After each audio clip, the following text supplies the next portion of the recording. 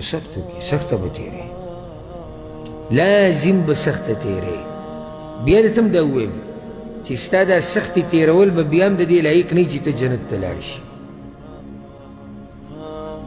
خو د الله رحم به شي د الله به څه شي رحم به شي ځکه چې په خپل عمل سره څوک جنت ته نشي تللی د پیغمبر صلی الله علیه وسلم خبره ده پیغمبر صلی الله علیه وسلم وایي زه په خپل عمل سره نشم تللی جنت وایي زه په خپل عمل سره نشم تللی نو ما او تا به څه لاړ شو د جنت لپاره به سختي تیرې هغه سخته هر قسمه سخته ده وخت د وخت سخته یو سړی مانځي کې ولاړ 10 منټه کله یو ځای ګرواو کله بل ځای ګرواو کله اګرمي کوه کله یو ځای ته ګوره کله بل دا 10 منټه یې ده او دی غواړي جنت یو سړی غواړي جنت ته شپې تهجد لپاره نشي راپاڅېدا وخت نشي خوب نشم خرابولی او غواړم جنت پټ په سختو کې دی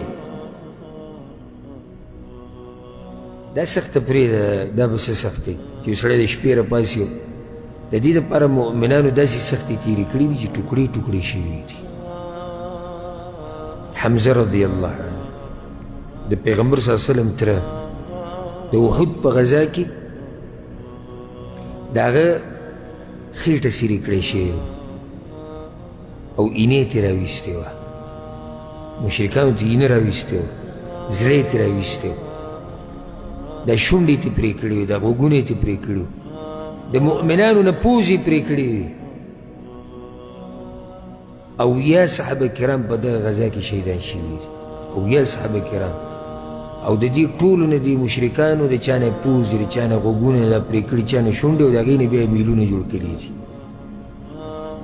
د هغې نه بیا امیلونه جوړ کړي او هغه زنانو په غاړو کې اچولي یا خپلو لاسونو ته اچولي دغه امیل چې دې مشرکې زنانه دې غاړې ته پروت دی په دې کې د اوچتو اوچتو مؤمنانو پوزې ځوړندې دي پوزې پکې ټومبلې د اوچتو مؤمنانو غوږونه یې پکې ټومبلې شونډې پکې ټومبلې دومره سخته یې تېره کړې جنت لپاره او یو سړي ته د شپې تهجد او دی به سړی بدن لږ دړکې او لږ سړی او لږ ښه علم یې زده که درس ته کښېنه کار او هغه بس خوب او بس چېرته لاړ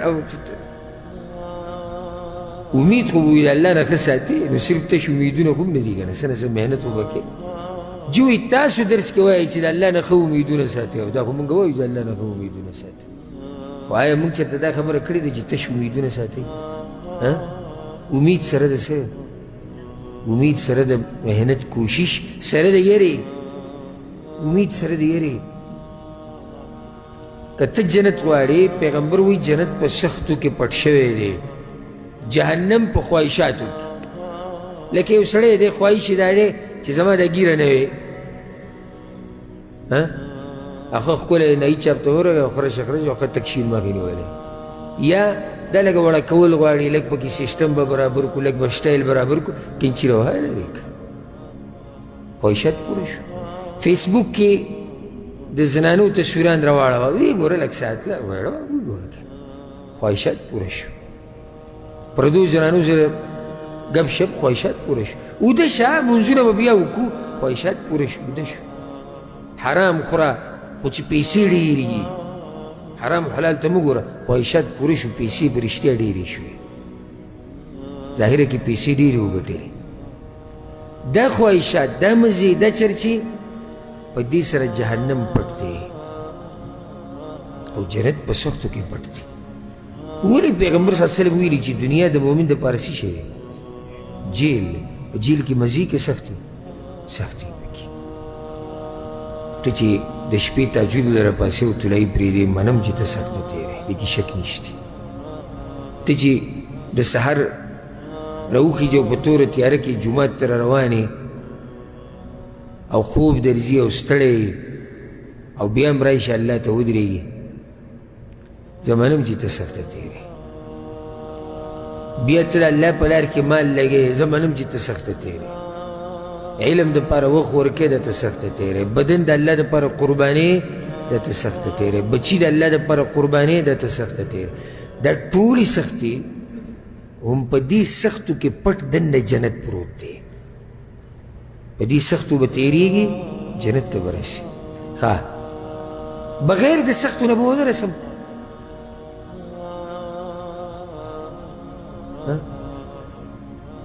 شکیان یې بګي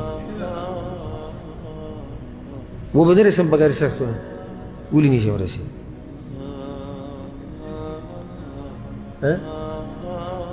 دا حدیث په دلیل دی که نه؟ پیغمبر وایي جنت په سختو کې ډک پټ شوی دی. واضح شو. ښه که بغیر سختو نه رسېدی شو، دا پیغمبر سختي تېرې کړي که نه دي؟ د سختو داستان دی د پیغمبر صلی الله علیه وسلم، یو لوی داستان د امتحانونو، د سختو، د مصیبتو. خپل خپلوان یې پکې چې قربان شوي دي، زخمی شوی دی، ستړی شوی دی، بیمار شوی دی، د ملک نه شړلی شوی دی، خلکو د بدنامولو دغه کوشش کړی دی، خلکو په کاڼو باندې ویشتی دی، خلکو یې د ښځې د بدنامولو کوشش کړی دی.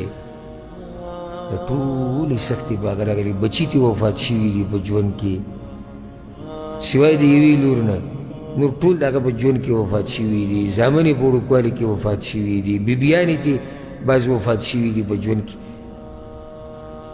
نو پیغمبر صلی الله علیه وسلم هم دا سختي تېرې کړي. که ته وایې زه بغیر سختو نه جنت ته ځم.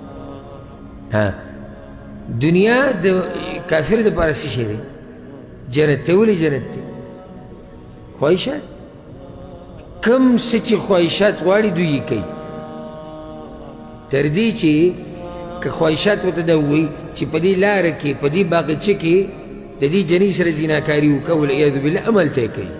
داسې نوي نه ده، په لارو کوڅو کې هم کوي. دا بعض راشي صفت وله کوي، وایي انګریزان ډېر مخکې تللي دي، ډېر او ډېر مخکې تللي، په لارو کوڅو کې د ځناورو په شان زیناګانې کوي. په دې کې وایي چې مخکې تللي، خو مقصد د هغوی خواهشات پوره کول دي. هلته جهنم ډک دی د خواهشاتو نه، او پټ شوی دی په خواهشاتو کې.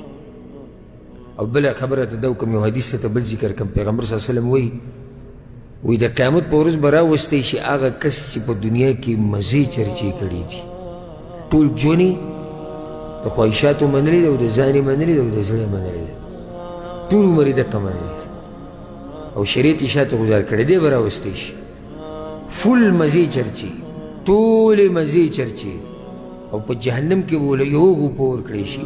د دې یوې غوپې د لاسه به د دنیا هغه ټولې مزې د ده نه هېرې شي. نو بیا به ورته وویلی شي دنیا کې څه مزې وي که نه؟ وی به چې یا الله هېڅ هم په دنیا کې نه دي لیدلي.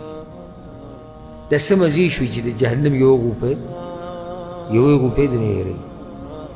بیا به راوستی شي هغه مؤمن چې په هغه باندې دومره سخت هم تېری شوی دی چې په اره باندې دوه ټوکړې شوی دی. داسې مؤمنان هم په تاریخ کې تېر شوي. او دې نږدې ورځو کې دا سلفي عالم واقعه چې ټوکړې ټوکړې شوی دی، دا څه نوي خبرې نه دي مؤمنانو سره. دا قسمه مؤمنان چې ټوکړې ټوکړې شوي دي، دغه نورې سختې خو پرېږده چې بیمار شوی دی او بچی مړ شوی دی او د دین دپاره یې مال لګولی دی، وخت یې لګولی دی، او ټیم یې لګولی دی، او خوب یې خراب کړی دی، او طلایي پرېښودی. دا خو سیړ ته کا. دا چې ټوکړې ټوکړې شي د الله په لار کې، دی به د قیامت په ورځ راوستی شي. پیغمبر صلی الله علیه وسلم وایي او بیا به دله په جنت کې یو غوپه ورکړی شي. نو بیا به دې تپوس وشي چېرته دې سخته لیدلې ده؟ وایي به چې یا الله چېرته مې سخته نه ده لیدلې.